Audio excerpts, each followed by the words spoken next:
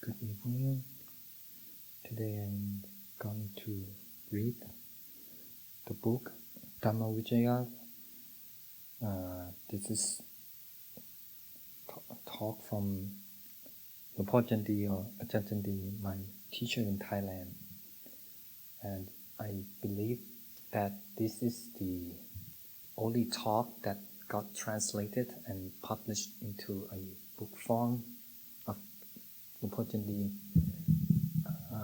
This talk he gave at Amaravati in 2008, and this is quite a long talk, so I will begin at the middle of the talk. Ajahn Chah did talk about the abilities that arise as a result of purifying the mind and the strain of the mind. But that wasn't something that one should be focusing on as the object of one's practice, or one purpose, or the ultimate goal of one's practice. As we all know, Ajahn Chah would always emphasize on the investigating of things that lead to suffering, which arise on a day-to-day basis.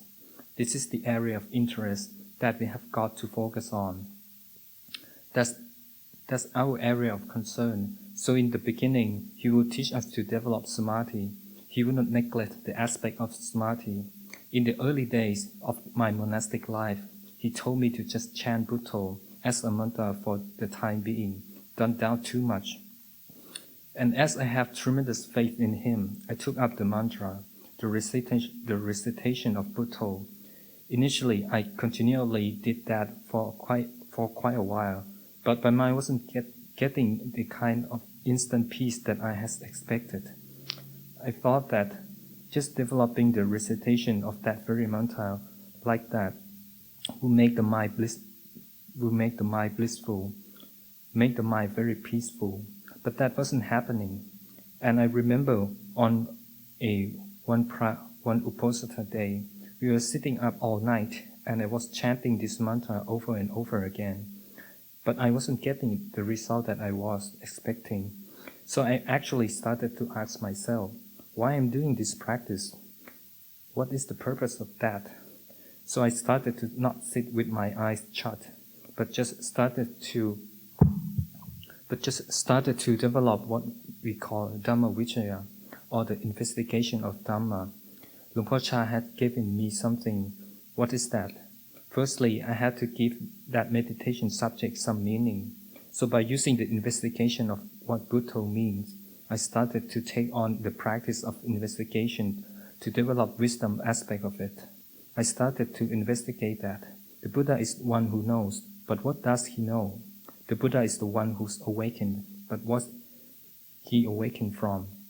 And the Buddha is someone who is sublime, but in what way is he sublime? So by developing this investigation, I started to contemplate over the period of time about the knowledge of the Buddha, things that the Buddha knows, obviously the Four Noble Truths. He knows suffering, he knows its cause, he knows how to end suffering, and he knows the path to the end of suffering. The thing that I should be developed when I develop the mantra of Buddho is developing the understanding of the mantra, of how to recognize suffering. Am I really recognizing suffering when it arises in my mind? Am I truly noticing the causes of suffering, the causes that I am projecting and creating that lead to future suffering? Am I really knowing the causes that will lead to the ending of suffering? And am I developing the path that lead to the end of that suffering? So it started to change the way of practice by taking this training that Ajahn Chah gave me of developing the mantra of Buddho, but using it as a pathway to overcome suffering. In this way, I realized then that the thing to understand is to learn how to see suffering correctly and to actually see that as something that has to be understood. One has to understand the cause and one has to study suffering. One actually has to look into the heart of suffering so that one knows it completely. So from there, having known it, one can abandon suffering and lead to the cessation of suffering. This is actually the essence of practice. This is what the Buddha pointing out for us to do, to truly know and understand suffering as it arises and its cause. And what I started to see in my practice was that the essence of developing the mantra Buddho was for this, to truly know suffering when it arises, to see and know the causes that I was created of suffering, and to abandon that suffering, and also to understand the pathway that leads to the end of suffering. So this led me to change my way and the style of practice that I have been using, from just repetition of Buddho as the samatha object to develop Dhammavicaya. And what I found as I focus on the investigation of an object in terms of its characteristics and in terms of seeing the cause of suffering, how suffering arises, is that suffering and that's the cause, that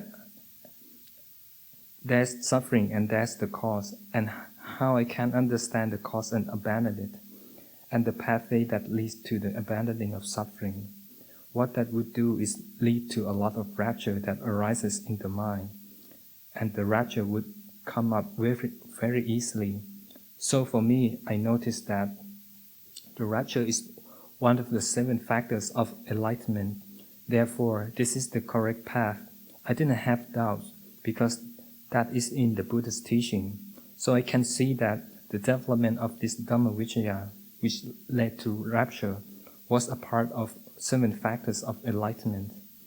What I also noticed is that when I was investigating something, then by taking that object out, it led to vitakka, vichara, piti, sukha, and ekaggata. Vitakka is applying the mind to the object. Vichara is sustaining the mind on that object or subject of meditation. That would lead to rapture and joy and happiness. When the mind is focused on that object, then the mind would become still and peaceful in the contemplation of the object. This is almost like it would become unified on knowing the object that one is investigating. I noticed that when I was just doing the Buddho as my repetitive mantra, what I found was I just got sleepy and dull.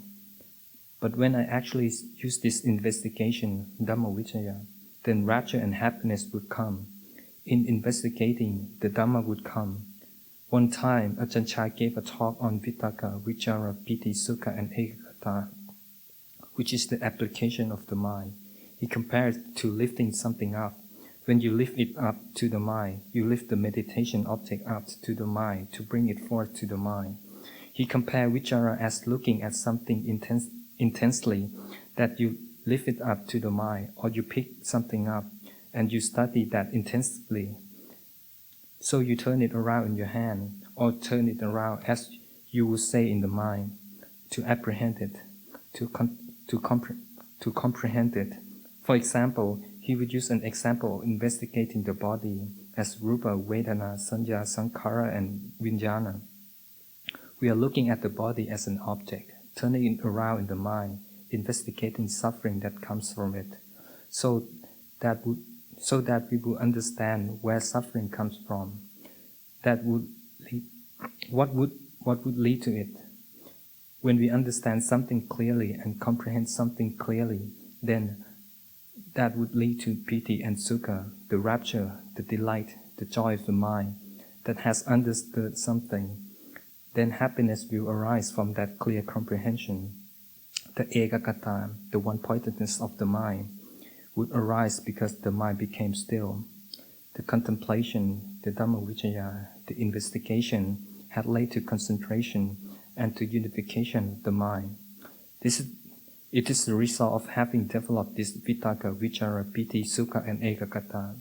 So I started to see it clearly that this is the foundation of Dhammavicaya practice.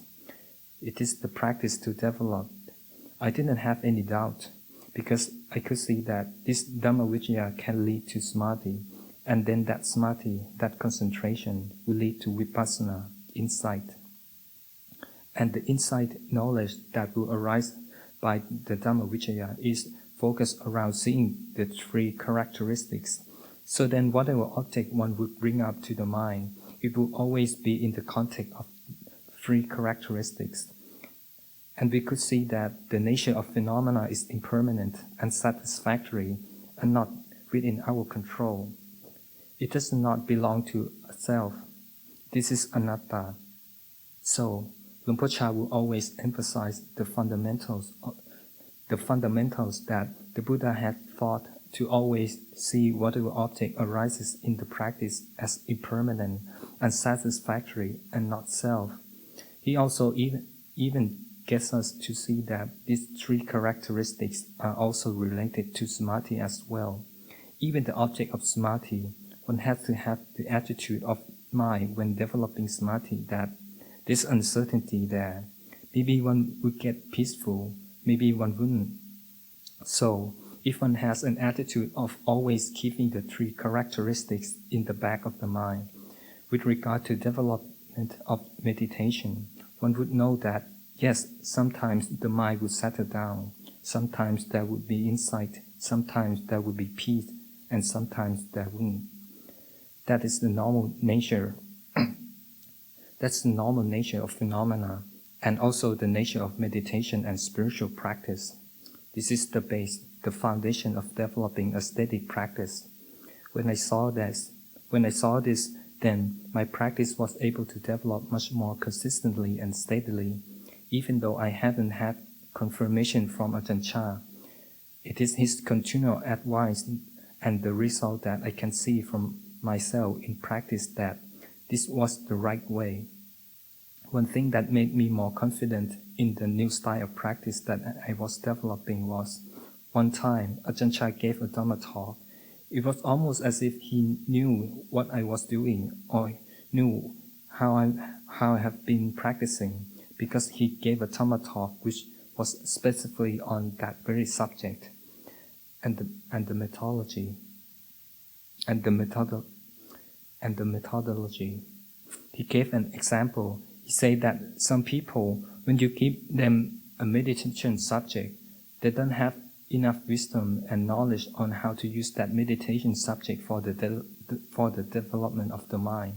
That would lead to wisdom and understanding. He then compared it to giving a watermelon to a child. You can hand a watermelon to a child. If that child doesn't know what a watermelon is, then that child may hold the watermelon, rub the watermelon, look at the watermelon, play with the watermelon, but never get any benefit of actually cutting the watermelon, opening and tasting the watermelon, and eating the watermelon, be refreshed and nourished by the watermelon. That he compared to a person who doesn't really know how to use the meditation object.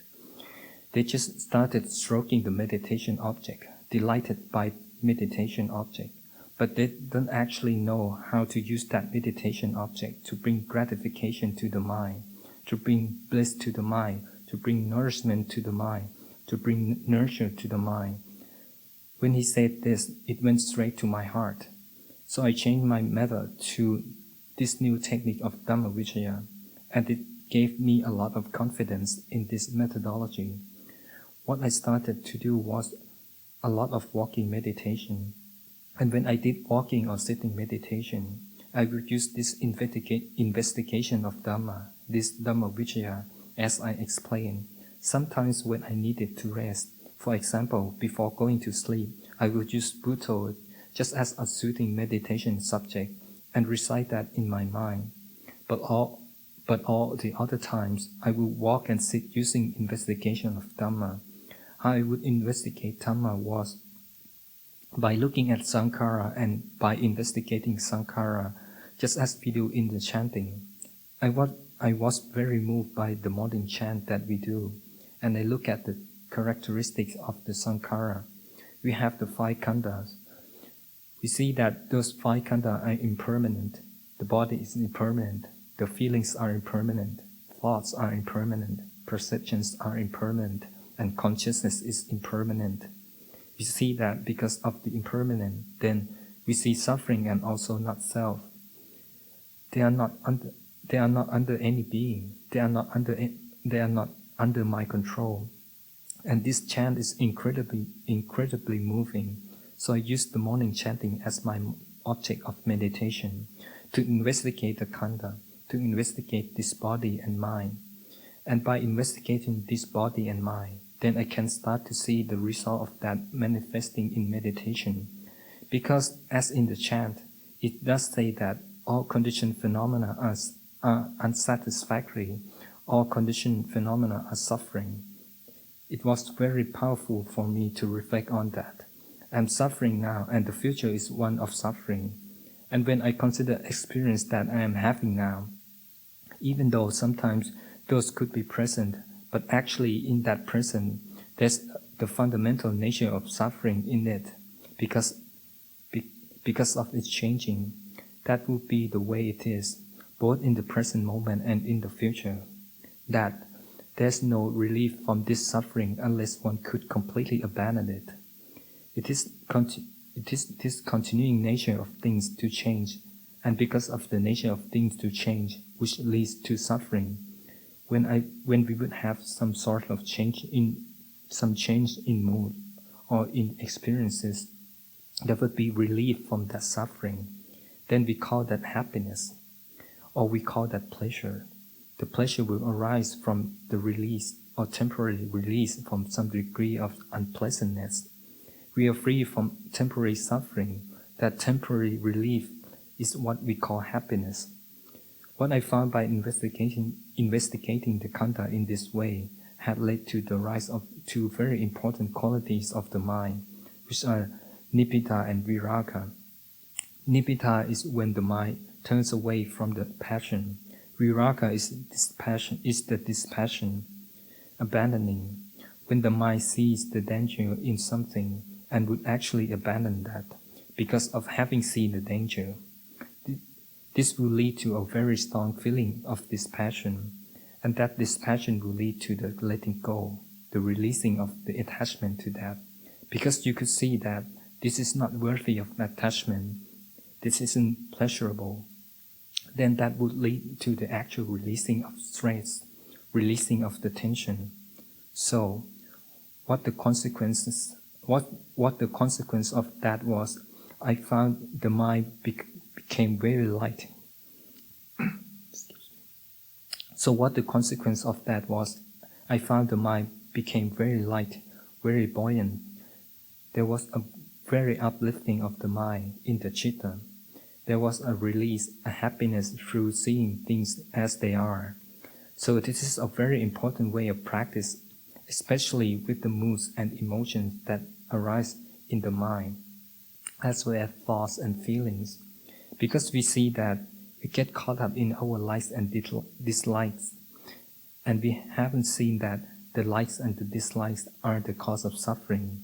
And what I started to do was looking how actually likes and dislikes are impermanent as well. That if I attach to my likes and dislikes, then I am going to suffer. And this became a very steady and even way of practicing for me, to see that emotions, feelings, thoughts, and ideas are all impermanent. So this became the essence of my practice. On one occasion, Ajahn Chah gave a talk, and he recommended in that talk to make a practice into a circle. And I would like to give this as something to recommend to you. When I first heard Ajahn Chah say, make the practice into a circle, I didn't really understand what he meant. I was a person who tended not to not ask questions. This is something about the sense of apprehension to speak up with Ajahn Chah. Ajahn Chah himself said he was a person who wouldn't ask questions too much, but try to figure things out himself. So I found myself trying to figure out what Ajahn Chah meant when he said, making your practice into a circle. On this occasion, I was practicing intensively in a retreat period. One day, I started to try to figure out what Ajahn Chah said, making the mind into a circle. That night, I was developing Asubha Kammatthana. This is the reflection of the loathsome aspect of the body, the non-beautiful aspect of the body. I was sitting and walking. I was doing walking meditation, investigating the body. that the body is not beautiful when you take this body apart into component parts. None of those component parts are delightful and pleasing. These are parts which are not beautiful. When I was investigating this, the mind became very blissful and very peaceful. I stopped walking at 1 o'clock in the morning and decided that I would rest for a period of time. And then, when I wake up, I will continue to practice. So I laid down mindfully, continuing my investigation. There was an awareness almost in the sleeping stage, and I had experience which I referred to as a dream in this talk. But it was an experience where I saw myself in a cremation site, seeing decomposing bodies. In the circle dream, I started to contemplate with this passion the breaking down of physical bodies in this cremation site. When I woke up, there was an immediate alertness in the mind. I was able to continue on without any hindrances. That contemplation, that investigation, taking the objects that arisen in that state, in the sleeping states, as my object of investigation. So I was able to continue that on. I found that by continuing the investigation, I was able to understand, oh, this is what Ajahn Chah meant by making your meditation to a circle. It was by making your meditation complete both in the waking state and also in the sleeping state. But then also when one wakes up again, it was a continuity in what he meant by making meditation into a circle, was making meditation continuous whether awake or having rest, a rest with mindfulness, then awake again and continue that meditation on. So it is through this that we can get a lot of confidence arising in our meditation. Because of the continuity, there isn't a break in the mindfulness and awareness. It was from that I developed great faith and confidence, also in the discourse that the Buddha gave on the power of mindfulness, where he said that if a person develops the 4 foundations of mindfulness continuously, then they can become enlightened in 7 years, or even in 7 months, or even in 7 days. I became very assured that this was absolutely true, because you can see the power of continuity of mindfulness when it is sustained on the subject continuously. This is possible within 7 days to see the result. So with that confidence, I continue on my meditation, and that led to doubt fading. Seeing what Lumpur Cha meant by making your meditation into a circle means completely submerging yourself in the sea of meditation, in the continuity of meditation, so it is sustained and joy and complete.